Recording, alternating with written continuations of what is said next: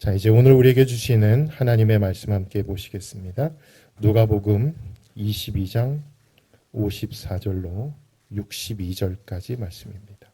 찾으셨으면 우리 한 절씩 교독하여 읽겠습니다.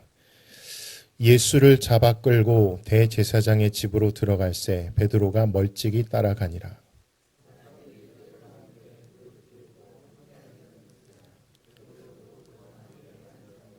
한 여종이 베드로의 불빛을 향하여 앉은 것을 보고 주목하여 이르되 이 사람도 그와 함께 있었느니라 하니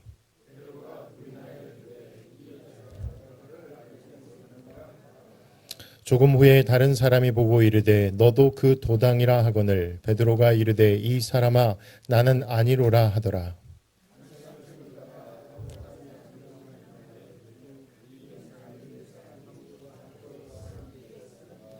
베드로가 이르되 이 사람아 나는 내가 하는 말을 알지 못하노라고 아직 말하고 있을 때에 닭이 곧 울더라.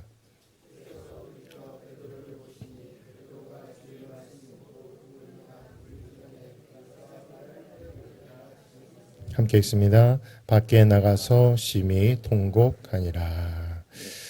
자, 오늘은 베드로가 넘어지다라는 제목으로 하나님 말씀 전하겠습니다. 오늘 본문은 사도 베드로가 넘어진 모습을 기록을 하고 있습니다. 이 베드로가 누굽니까? 베드로는 예수님의 제자죠. 그냥 제자가 아니라 수제자다. 우리가 그렇게 이름을 붙입니다.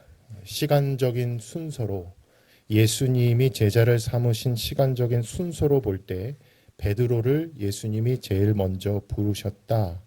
그것을 확인할 길은 없어요. 하지만 마가복음에 보면 예수님은 베드로를 먼저 부르신 건 맞아요. 베드로와 안드레, 형제니까 베드로와 안드레를 먼저 부르고 그 다음에 야고보와 요한을 부르고 자, 마가복음 1장 16절로 19절 말씀 읽어보겠습니다. 시작. 갈릴리 해변으로 지나가시다가 시몬과 그 형제 안드레가 바다에 금을 던지는 것을 보시니 그들은 어부라. 예수께서 이르시되 나를 따라오라. 내가 너희로 사람을 낚는 어부가 되게 하리라 하시니 곧 그물을 버려두고 따르니라. 조금 더 가시다가 세베대의 아들 야고보와 그 형제 요한을 보시니 그들도 배에 있어 그물을 깁는데. 자, 성경에서는 사람들의 이름을 나열할 때 우리는 믿음 목장 혹은 사랑 목장 여러 사람이 있으면 아마 기억 니은 디귿 순으로 가나다 순으로 아마 이름을 배열할 거예요. 근데 성경에서는 여러 사람들의 이름을 나열할 때 알파벳 순으로 나열하는 게 아니라 중요도 순으로 나열을 합니다. 그래서 마태복음도 그렇고 마가복음, 누가복음, 요한복음 다 마찬가지예요. 제자들의 명단, 예수님이 부르시고 제자로 삼으신 이들이 이러하더라. 그래서 제자들의 명단을 쭉 이야기할 때 항상 넘버 1, 1번이 누굴까요? 예, 바로 베드로입니다. 그래서 베드로는 예수님의 제자, 그냥 제자가 아니라 가장 뛰어난 제자, 가장 중요한 제자, 곧 수제자다. 또 베드로라고 하는 이름은 베드로의 본명이 아닙니다. 이 베드로의 본명이 뭔지 아십니까? 예, 맞습니다. 요한의 아들 시모나 그러잖아요. 시모나. 그래서 베드로의 본명은 시몬이에요. 그러면 이 시몬이라고 하는 이름의 뜻은 또 뭘까요? 어떤 분은 이 시몬이라고 하는 이름의 뜻이 갈대다 그래요. 갈대다. 갈대가 흔들려요? 안 흔들려요? 예, 흔들립니다. 베드로의 어떤 성품을 보여주는 거죠. 자꾸 흔들려요. 넘어지고 흔들리고 또 넘어지고. 그래서 예수님이 이 갈대와 같은 시몬을 부르셔서 흔들리지 말라고 반석이라는 뜻의 베드로라고 이름을 바꿔주셨다. 그럴듯하죠. 또 그렇게 알고 계신 분들도 많죠. 크게 문제될 것은 없으니까 그렇게 아셔도 되는데 사실 이 시몬이라고 하는 이름은 히브리어입니다. 이 시몬이라는 단어가 어디서 나왔느냐라고 할 때 신명기 6장에 보면 이스라엘아 들어라. 자, 신명기 6장 4절 5절 읽어보시죠. 시작. 이스라엘아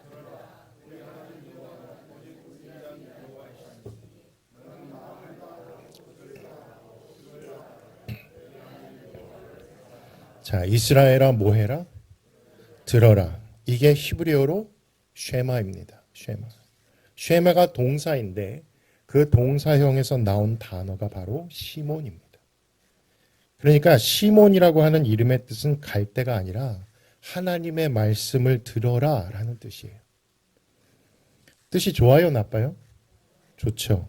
우리가 자녀의 이름을 지을 때 너는 하나님의 말씀을 잘 들어라 라는 뜻으로 이름을 지어줄 수 있죠.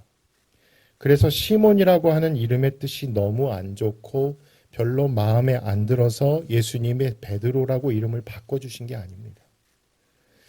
시몬이라는 이름의 뜻도 너무 좋아요. 괜찮아요. 문제 없어요. 근데 예수님은 훨씬 더 다른 뜻과 의도와 목적을 가지고 시몬의 이름을 바꿔주셨죠. 자, 이제 또 베드로입니다. 베드로라는 뜻은 반석이죠. 예수님이 베드로라고 이름을 바꾸시고 그 다음 뭐라고 하셨냐면 내가 이 반석 위에 내 교회를 세우겠다. 자, 우리 마태복음 16장 18절 읽겠습니다. 시작. 내가 내게 이르노니 너는 베드로라. 내가 이 반석 위에 내 교회를 세우리니 음부의 권세가 이기지 못하리라. 이 카톨릭에는 교황제도라는 게 있죠. 교황. 오늘날 교황은 레오 14세. 얼마 전에 취임했습니다. 바로 저분이 267대 교황이에요. 267대 교황. 그럼 1대 교황은 누굴까요? 1대 교황. 예. 1대 교황은 사도 베드로입니다. 가톨릭은 그렇게 얘기를 해요. 왜 천주교에서는 베드로를 1대 교황이라고 하냐면 내가 이 반석 위에 내 교회를 세우겠다 했으므로 교회의 시작은 곧 베드로부터다. 근데 사실 이 마태복음 16장 18절의 말씀은 그 앞에 시몬 베드로가 예수님을 향한 고백을 두고 하신 말씀이었습니다. 자, 우리 마태복음 16장 16절 우리가 잘 알고 있는 고백이죠. 시작. 시몬 베드로가 대답하여 이르되 주는 그리스도시요 살아계신 하나님의 아들이시니이다. 이 믿음의 고백 위에 예수님이 그리스도요 우리를 구원할 메시아이시고 살아계신 하나님의 아들이라고 하는 이 진리의 기초 위에 이 반석 위에 교회를 세우시겠다는 뜻입니다. 아무쪼록 베드로는 우리가 지금 금요일 밤마다 사도행전을 보고 있는데 이 사도행전을 보니까 이 베드로가 아니었으면 교회가 세워지지 못했어요. 오순절날 성령이 임하고 베드로가 이제 복음을 전합니다. 너희가 십자가에 못 박은 그분이 바로 하나님의 아들이시다. 그렇게 복음을 전해요. 그래서 사람들이 3,000명이 회심을 합니다. 유대인 중에 3,000명이 회심을 하고 세례까지 받아요. 그 다음 또 베드로가 설교를 하니까 이번에는 5,000명, 남자만 5,000명이 믿더라. 그래서 이 교회가 세워질 수 있게 되는 것이죠. 초대교회가 만들어지기 시작하는 겁니다. 더 나아가 베드로를 통해 이방인들에게 최초로 복음이 전해져요. 우리는 이방인들에게 복음을 전한다. 그럼 무조건 사도 바울이죠. 그냥 때려 박아도 사도 바울이에요. 왜? 이방인이니까. 근데 사도 바울이 사실 이방인에게 복음을 전하기 이전에 이미 이방인에게 처음 복음을 전했던 최초의 인물이 있었으니 누구일까요? 예, 사도 베드로입니다. 자, 이런 사람이 베드로예요. 성경에 나온 베드로가 이렇게 위대한 분입니다. 예수님의 수제자요. 또 예수님이 그 이름을 친히 바꾸어 주신 사람이요. 또 초대교회를 세우고 이방인들에게 최초로 복음을 전했던 사도고 그런 사람이 베드로입니다. 그런데 이 베드로가 오늘 본문에 넘어져요. 자, 베드로가 넘어지고 싶어서 넘어졌을까요? 이 세상에 넘어지고 싶어서 넘어지는 사람은 아무도 없어요. 목사님, 저는 오늘 이후로 넘어지겠습니다. 그런 사람 없죠. 예수님은 말씀하셨어요. 너희는 넘어질 거다. 그러자 베드로가 말하죠. 나는 절대로 넘어지지 않겠습니다. 나는 안 넘어질 겁니다. 라고 호언장담을 합니다. 마태복음 26장 31절로 33절까지 읽겠습니다. 시작. 그때에 예수께서 제자들에게 이르시되 오늘 밤에 너희가 다 나를 버리리라. 베드로가 대답하여 이르되 모두 주를 버릴지라도 나는 결코 버리지 않겠나이다. 오늘 밤. 저와 여러분은 다 넘어진다는 거예요. 모두가 다 나를 버릴 것이다. 넘어질 거라고 예고하고 계세요. 우린 다 넘어진다. 거기에는 베드로도 여지가 없어요. 제 아무리 예수님의 수제자라 할지라도, 한때는 무리를 걷는 제자였다 할지라도 여지가 없어요. 그는 넘어지게 될 거예요. 근데 베드로는 스스로 뭐라고 생각하냐면 나는 절대로 넘어지지 않는다. 이걸 속으로만 생각하면 참 좋겠죠. 나는 안 넘어질 거야. 근데 베드로의 문제는 뭐냐면 이걸 꼭 입 밖으로 꺼내요. 그러면서 모두가 주를 버릴지라도, 듣는 사람 기분 나쁘죠. 아직 아무도 주님을 부인한 사람 없거든요. 베드로는 벌써 이 사람들은 다 부인할 거라는 거예요. 근데 저는 안 할 거예요. 그럼 지만 안 한다고 하면 될 것이지, 모두가 주를 버릴지라도 나는 버리지 않겠습니다. 자, 베드로가 왜 넘어졌을까요? 베드로는 자기 자신이 얼마나 연약한 존재인지 자신의 실상을 몰라요. 자기 이름이 시몬에서 베드로로 바뀌고 자기를 통해 교회의 반석이 된다 그러고 그러니까 자기가 뭐라도 된 것 같아요. 예수님이 베드로를 또 얼마나 가까이 하셨습니까? 야이로 회당장의 딸을 살릴 때도 예수님은 베드로를 데려가셨고, 또 변화산에 올라가 변형됐을 때도 베드로를 데려가셨고, 겟세마네 동산에서 기도할 때도 다른 제자들은 멀리 떨어져 있었지만 베드로는 가까이 두시고 기도하셨거든요. 베드로는 생각하는 거죠. 나는 그래도 이 중에서는 잘 나가. 나는 좀 괜찮은 것 같아. 이런 생각을 했을까요? 베드로는 남들은 다 버려도 나는 안 버릴 거다라고 자기 자신을 생각했던 겁니다. 여러분, 학창시절에 국어시험 보시잖아요. 국어시험 볼 때 뭘 잘해야 돼요? 뭘 잘해야 돼요? 주제 파악을 잘해야 됩니다. 주제 파악. 내가 얼마나 연약한 존재인지, 내가 얼마나 하찮고 보잘것없는 존재인지. 베드로는 아직 자기 자신을 잘 모르고 있는 것 같아요. 자신이 아직도 꽤 괜찮고, 나는 꽤 합리적이고 꽤 이성적이고, 나는 감성에 휘둘리지 않으며 감정에 휘둘리지 않고, 나의 사리 분별은 정확하고 나의 판단은 항상 옳고, 나 같은 사람만 세상에 가득하라 그래. 그러면 이 세상은 참 살만한 세상이 될 거야 라고 생각하는 것이죠. 이런 분들이 잘하는 게 뭐냐면 댓글을 잘 단대요. 댓글을 잘 다는데 악성 댓글을 잘 단대요. 인지심리학자들이 하는 얘기가 뭐냐면 왜 사람들이 악성 댓글을 달까? 그 심리를 분석해 보니까 나는 옳아요, 이게 있다는 거예요. 내 생각은 항상 옳은 거예요. 그래서 가르쳐 주겠다는 마음으로 이제 악성 댓글을 단다고 합니다. 꼭 베드로 같은 거죠. 나는 의로워, 나는 신실해, 나는 꽤 잘 나가, 나는 그래도 다른 사람보다 훨씬 생각이 건전해. 자기가 건전하면 얼마나 건전하다고. 다른 사람 다 버려도 나는 안 버려. 다른 사람 넘어져도 나는 안 넘어져. 아주 자신감이 차 있죠. 그래서 예수님이 말씀하세요. 그 다음에 네가 넘어질 거다. 오늘 밤에 네가 나를 모른다고 할 거다. 자, 34절, 26장 34절 시작. 예수께서 이르시되 내가 진실로 내게 이르노니 오늘 밤 닭 울기 전에 네가 3번 나를 부인하리라. 이게 제자들 앞에서는 참 수치스러울 수 있는 말씀이죠. 네가 나를 모른다고 할 거야. 모두가 버려도 네가 안 버린다고?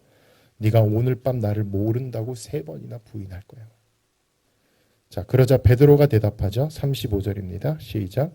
베드로가 이르되 내가 주와 함께 죽을지언정 주를 부인하지 않겠나이다 하고 모든 제자도 그와 같이 말하라.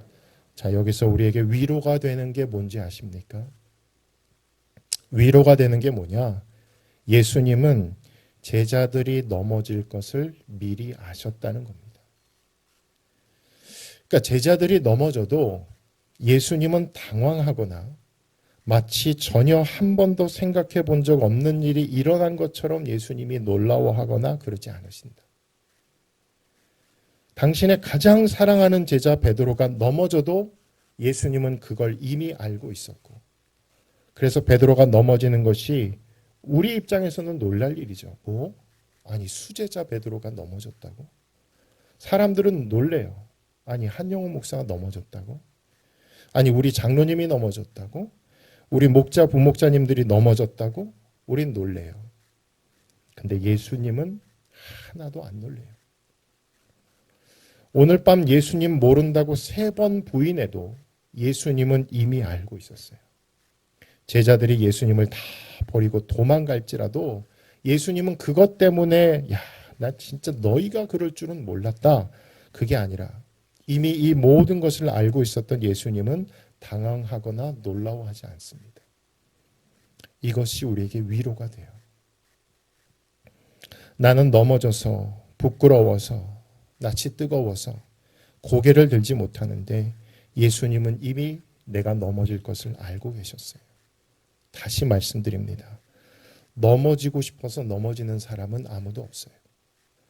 근데 언제 넘어지는가? 이 베드로를 통해 우리가 확인하게 되는 게 뭐냐면 자기 확신과 믿음을 혼동할 때 넘어집니다. 모두가 주를 버릴지라도, 한번 따라서 하실까요? 모두가 주를 버릴지라도 나는 버리지 않겠습니다. 예, 이건 자기 확신이에요? 믿음이에요? 예, 자기 확신이죠. 오늘 밤에 네가 나를 모른다고 3번 부인할 거야. 그때 베드로가 뭐라 그래요? 모두가 버릴지라도, 모두가 그럴지라도 내가 죽을지언정 절대로 부인하지 않겠습니다. 이거 자기 확신이에요? 믿음이에요? 자기 확신이에요. 천국은 믿음으로 갑니까? 자기 확신으로 갑니까? 믿음으로 갑니다. 근데 왜 우리는 자꾸 확신을 가지라 그러죠? 구원의 확신을 가지라. 그래서 어떤 성경 공부반 이름은 확신반 12주 과정 막 그러죠. 그래서 확신을 갖게 해준다. 여러분, 하나님 나라는 확신으로 가는 것 아닙니다. 나는 하나님 나라에 갈 줄로 확신합니다. 믿음으로 가는 거지 확신으로 가는 게 아니라는 거예요. 우리 성도님들은 확신이 있으세요? 지금 죽으면 죄송합니다. 오래오래 사시길 바랍니다. 그런데 만일에 내가 오늘 저녁에 만일 죽는다면 눈을 떴을 때 내가 과연 하나님 나라에 있을 거라고 여러분 확신하실 수 있습니까? 자, 빌립보서 2장 12절 말씀 같이 읽겠습니다. 시작. 그러므로 나의 사랑하는 자들아, 너희가 나 있을 때뿐 아니라 더욱 지금 나 없을 때에도 항상 복종하여 두렵고 떨림으로 너희 구원을 이루라. 두렵고 떨림으로 너희 구원을 확신하라. 맞아요? 두렵고 떨림으로 너희 구원을 이루라. 두렵고 떨림이 뭔데요? 그 두렵고 떨림, 확신을 가지면 두렵고 떨림이 없죠. 확신이 있는데. 근데 성경은 두렵고 떨림으로 너희 구원을 이루어가는 과정 가운데 있다는 거예요. 지금 우리가. 그러니 두렵고 떨리는 마음이 지극히 당연한 거예요. 우리 권사님들, 우리 장로님, 우리 안수 집사님들, 서리 집사님들 평생 주님의 일을 위하여 교회에서 몸 바쳐 헌신하고 마지막 숨을 거두기 직전에 과연 이분이 확신을 가지실까? 두렵고 떨림이요. 두렵고 떨림. 오 아버지요, 내 영혼을 받아 주옵소서. 두렵고 떨림으로 너희 구원을 이루라. 저도 두렵고 떨림이 있어요. 제가 아무리 목사고 제가 아무리 교회에서 오랫동안 목회를 했다 손 치더라도 제가 만약에 오늘 목숨이 끊어진다면 과연 내가 하나님 앞에 있을 것이냐. 제가 가지고 있는 확신, 자기 확신을 전한다고 그 확신이 믿음이 되는 건 아니에요. 그러면 제 안에 있는 깊은 내면에 있는 저의 솔직한 반응은 뭐냐? 두려움과 떨림입니다. 그런데 이게 저만 가지고 있는 게 아니라 사도 바울도 가지고 있어요. 자, 우리 바울의 고백을 보시죠. 고린도전서 9장 27절. 시작. 내가 내 몸을 쳐 복종하게 함은 내가 남에게 전파한 후에 자신이 도리어 버림을 당할까 두려워함이라. 아니, 확신을 가지면 두려워하지 말아야죠. 안 그래요? 확신을 가지고 있는데 구원받을 것을 확신하고 있는데 내가 버림을 당할까 두렵다. 이건 믿음 없는 사람의 고백이잖아요. 그런데 사도 바울이 이 얘기를 했다니까요. 두려움과 떨림. 모두가 주를 버릴지라도 나는 버리지 않는다. 그래서 넘어지는 거예요. 자기 확신이 지나쳐요. 그리고 그 확신은 믿음이 아니에요. 그 확신은 감정입니다. 감정. 근데 감정이 믿음이 돼버리는 거예요. 확신이 믿음이 돼버리는 거예요. 그래서 확신이 강한 사람을 보면 야, 저분 진짜 믿음 좋은가 보다. 아니요. 그냥 그분은 확신이 강한 거예요. 돌다리도 여러분 어떻게 하고 건너라 그래요? 두들겨 보고 건너라. 두려움과 떨림으로요. 이 돌다리는 괜찮나? 겨울이 오면 이제 물들이 얼기 시작하죠. 어떤 강을 하나 한번 상상해 보세요. 근데 그 강이 얼었어요. 저쪽에 조금 안쪽에 들어가다 보니까 붉은색 줄로 이렇게 쳐져 있어요.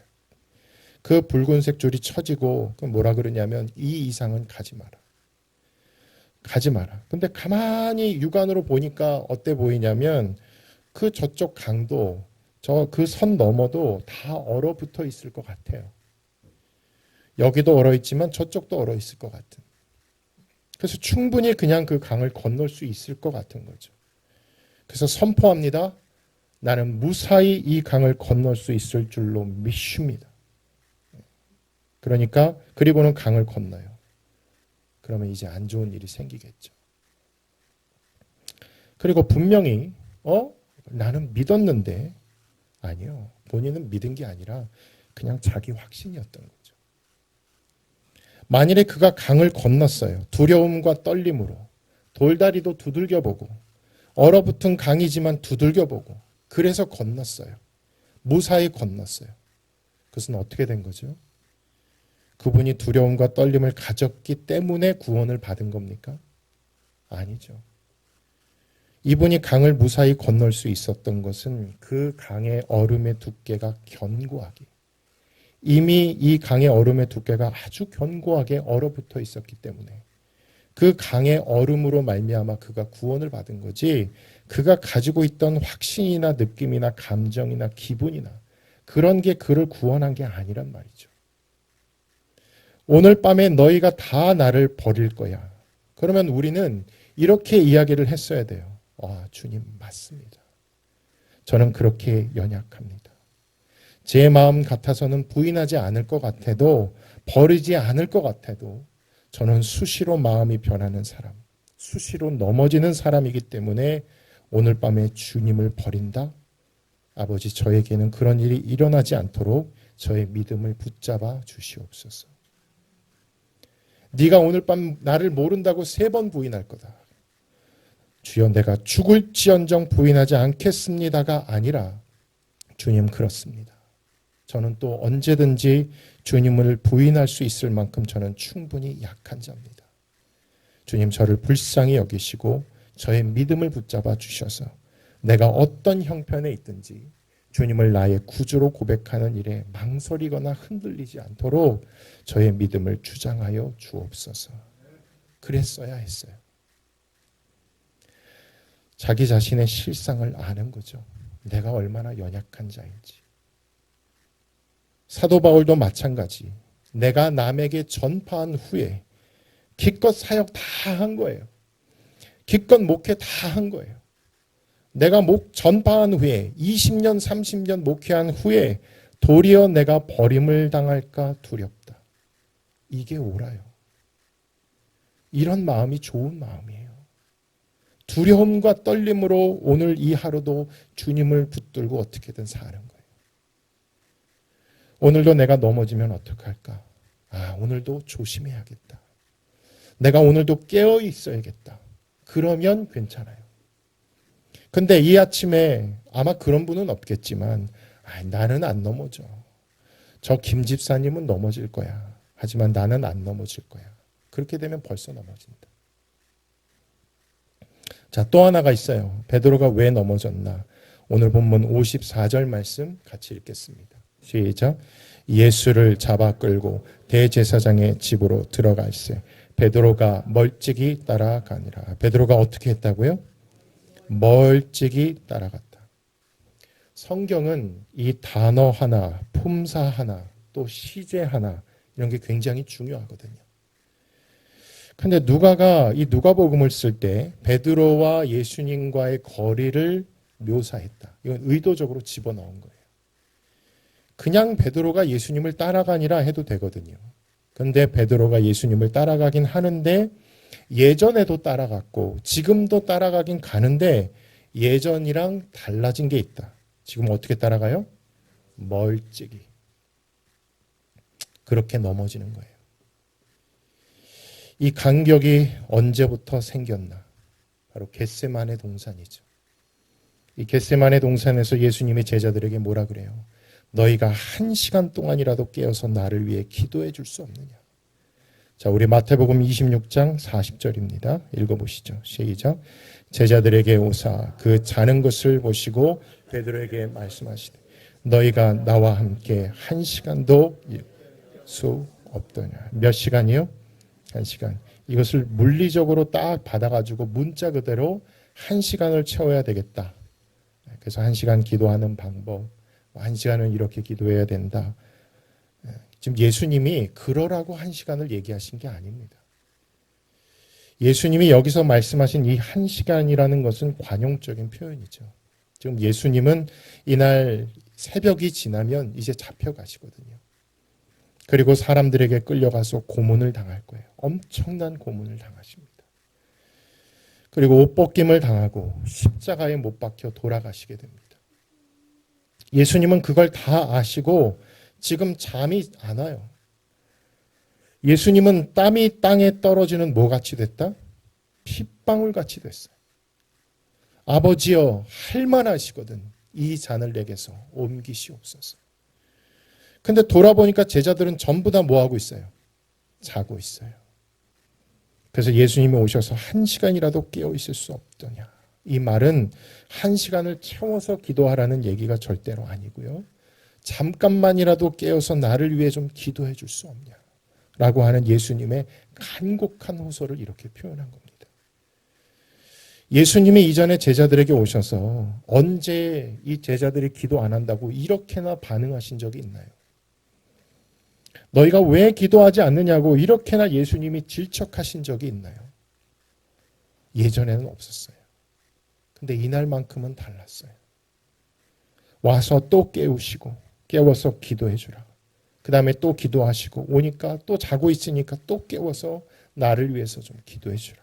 계속 그러시는 거예요. 그랬으면 예수님이 오늘은 좀 특별하게 기도를 강조하시네. 그렇다면 이게 뭔가가 있겠구나.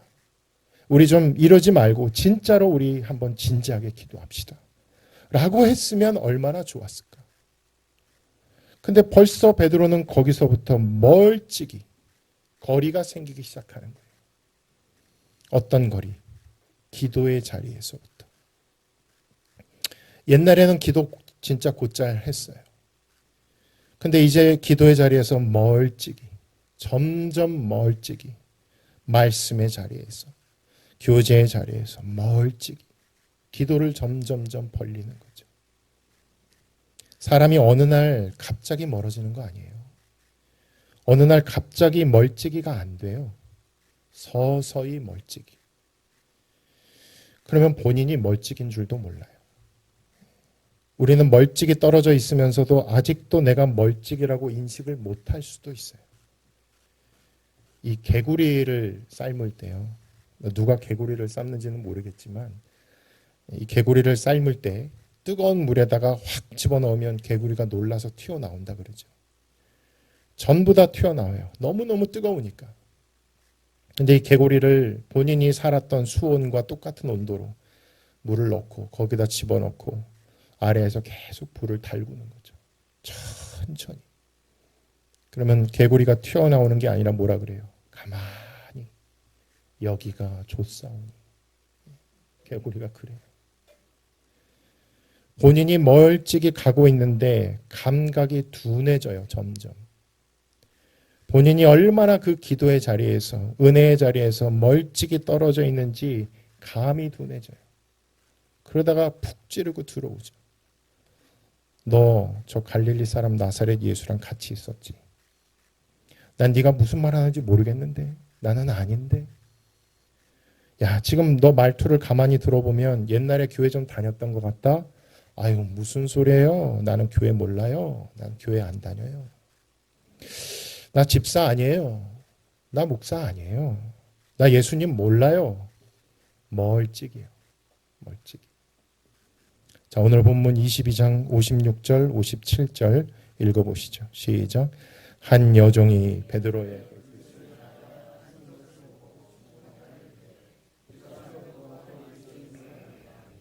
베드로가 부인하여 이르되 이 여자여 내가 그를 알지 못하노라.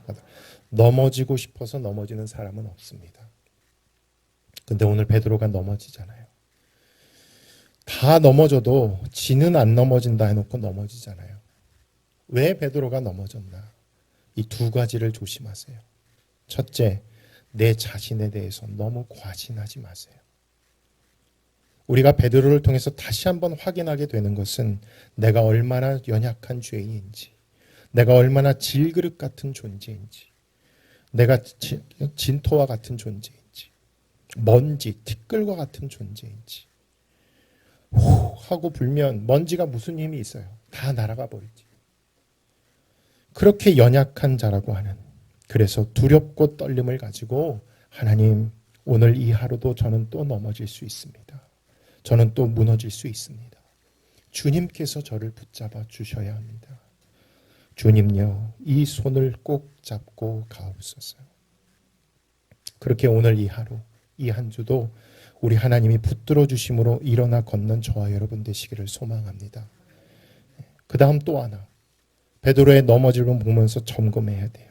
나하고 이 기도와의 거리가 어떻게 되는지, 나하고 이 말씀과의 거리가 지금 어떻게 되는지. 옛날에는 곧장 말씀도 읽었고 묵상도 했고 성경 공부도 했고 필사도 했고 암송도 했고, 이제 다시 그 거리를 채워나가는 거죠.